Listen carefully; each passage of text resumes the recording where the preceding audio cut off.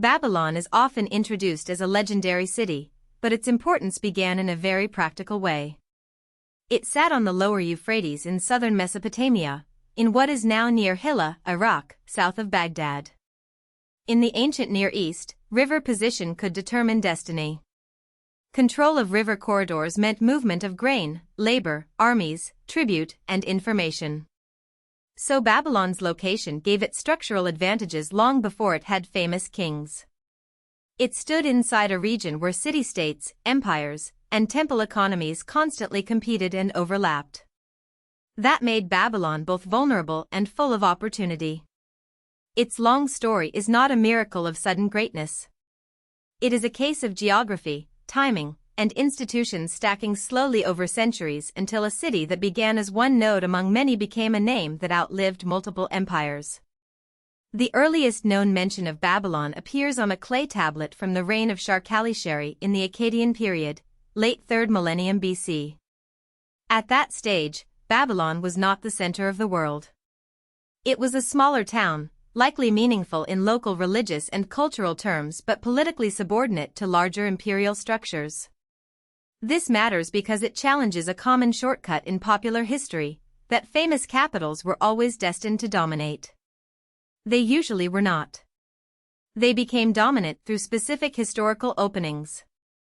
After the Akkadian collapse, regional authority shifted to other powers, including the Gutian phase and then the Third Dynasty of Ur, which controlled broad Mesopotamian territory including Babylon.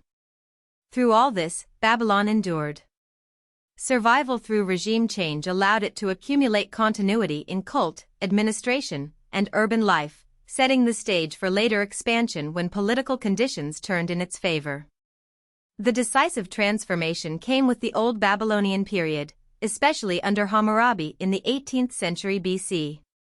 He did not merely rule from Babylon, he elevated it. Through military campaigns, diplomacy, legal framing, and administrative integration, he turned Babylon from a regional city into an imperial capital. Under his rule, southern Mesopotamia increasingly became identified as Babylonia, and Babylon eclipsed older sacred centers such as Nippur in perceived centrality. This shift was not only military. It was ideological. A capital becomes durable when it can present itself as the rightful center of law, ritual, taxation, and order. Hammurabi's political project did exactly that.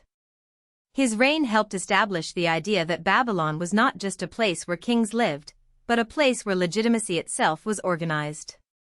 That mental map survived even when later dynasties changed, and it became one of Babylon's most enduring sources of power. After Hammurabi, Babylon did not move in a straight line upward. Under Samsu-Iluna and later periods, it weakened and spent long stretches under foreign or rival domination, including Assyrian, Kassite, and Elamite influence. At moments, it was damaged, at other moments, rebuilt. This repeated cycle reveals something fundamental about ancient urban politics. A city can lose sovereignty yet keep strategic and symbolic value so high that every major power must still control, restore, or appropriate it. Babylon became that kind of city. Even conquerors who attacked it had reasons to preserve its institutions, because ruling Mesopotamia without Babylon was politically costly. Its temples, scribal traditions, and prestige made it a mechanism of legitimacy. So Babylon's history is not simply rise then fall. It is repeated reinvention under changing masters. The city's resilience came from being embedded in regional systems too deeply to erase, even when empires tried to reorder everything around it. Babylon's second great peak came with the Neo-Babylonian Empire in the late 7th and 6th centuries BC, from 626 to 539 BC. This is the phase most associated with monumental grandeur. In this period, Babylon again became an imperial center with architecture designed to perform power.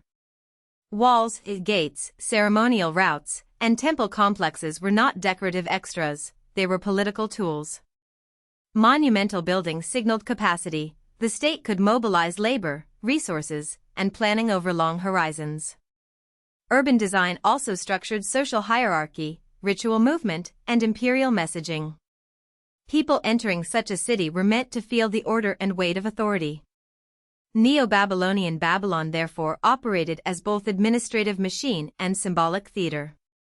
Its visibility spread far beyond local borders, shaping how neighbors and later civilizations imagined a world capital. By this stage, Babylon was not only governing territory. It was exporting an image of what imperial civilization looked like at maximum confidence. This fame is exactly why Babylon became tied to the Seven Wonders tradition, especially the walls of Babylon and the Hanging Gardens. But here we have to separate layered memory from direct evidence. The walls fit well with what we know of Babylon's monumental identity and repeated praise in ancient descriptions. The Hanging Gardens are far more uncertain. Later sources describe them vividly, yet extant Babylonian texts do not provide straightforward confirmation many people expect. Some historians therefore question whether the gardens existed in Babylon as commonly told, or whether later narrative blending relocated features from elsewhere.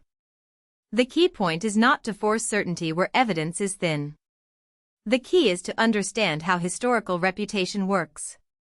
Babylon was so culturally magnetic that extraordinary stories attached to it, and those stories helped preserve its name across millennia. The gardens debate is not a trivial footnote. It is a lesson in how legend grows around prestige. In 539 BC, Babylon was absorbed into the Achaemenid Empire, and later passed through Seleucid, Parthian, Roman, Sassanid, and Muslim political worlds. That sequence shows continuity through transformation rather than abrupt disappearance. Cities do not always die in one event, they can gradually change function. Babylon at different times served as provincial center, imperial asset, symbolic site, or declining settlement with residual importance. Over centuries, economic routes shifted and political gravity moved elsewhere, reducing Babylon's urban vitality. The last known habitation reference, by the 11th century, describes a small village called Babel. This endpoint can sound anticlimactic, but historically it is profound.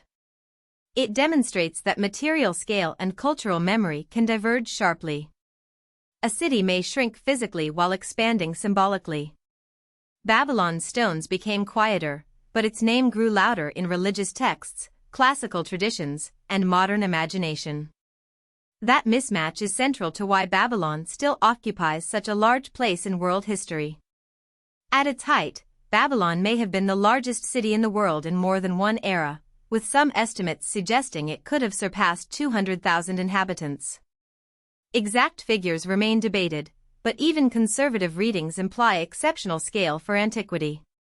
A city of that size required advanced coordination across food production, irrigation systems, storage, labor organization, taxation, defense, and religious institutions.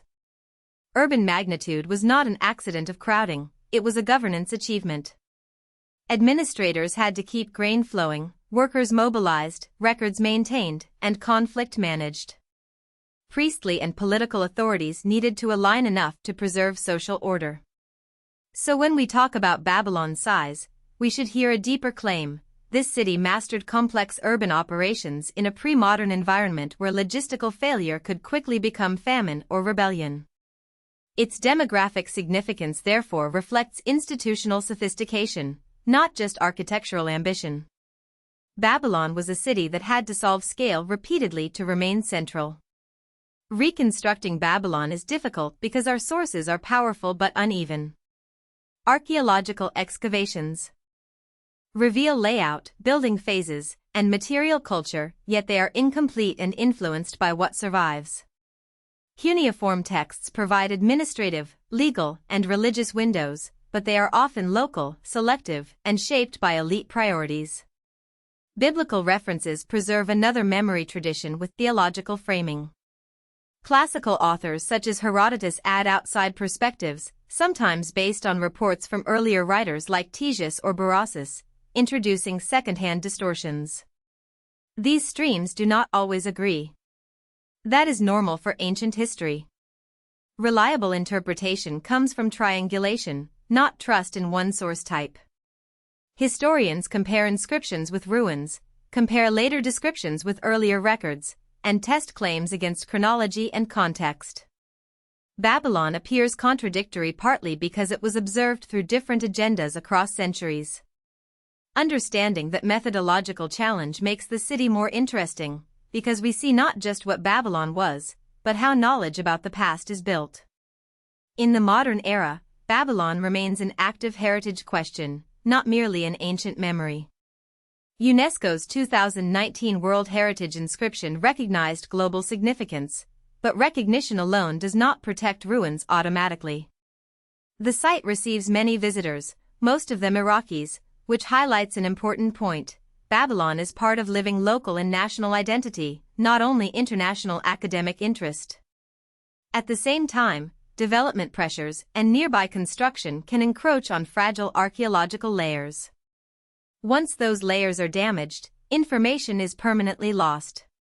Preservation therefore involves difficult balancing modern economic needs, local infrastructure demands, tourism, and scientific stewardship. Effective protection requires planning, legal frameworks, resources, and community partnership, not just symbolic declarations. Babylon's present condition reminds us that history is managed in real time. Every generation decides, through policy and practice, whether irreplaceable evidence is transmitted or erased. The fate of Babylon today is part of Babylon's history, not separate from it. What makes Babylon uniquely powerful as a historical case is the combination of material achievement, political centrality, and narrative afterlife. Many cities become rich, fewer become civilizational symbols. Babylon did because it repeatedly linked power to story. Under Hammurabi, it became a legal and political center. Under Neo-Babylonian rulers, it became a monumental statement of empire. Under later empires, it remained too important to ignore. In memory traditions, it became a canvas for moral warning, wonder, and imperial imagination. Even uncertainty, like the Hanging Gardens question, fed rather than reduced its fame. So the real lesson of Babylon is not simply rise and fall. It is durability through reinterpretation. Regimes changed, populations moved, structures decayed, but Babylon stayed legible as a reference point for scale, ambition, and fragility. That is why it still matters in discussions of cities, empire, heritage, and historical method. Babylon is not only a place in the past. It is a model for how pasts survive. If you found this helpful, please like this video and subscribe for more explainers.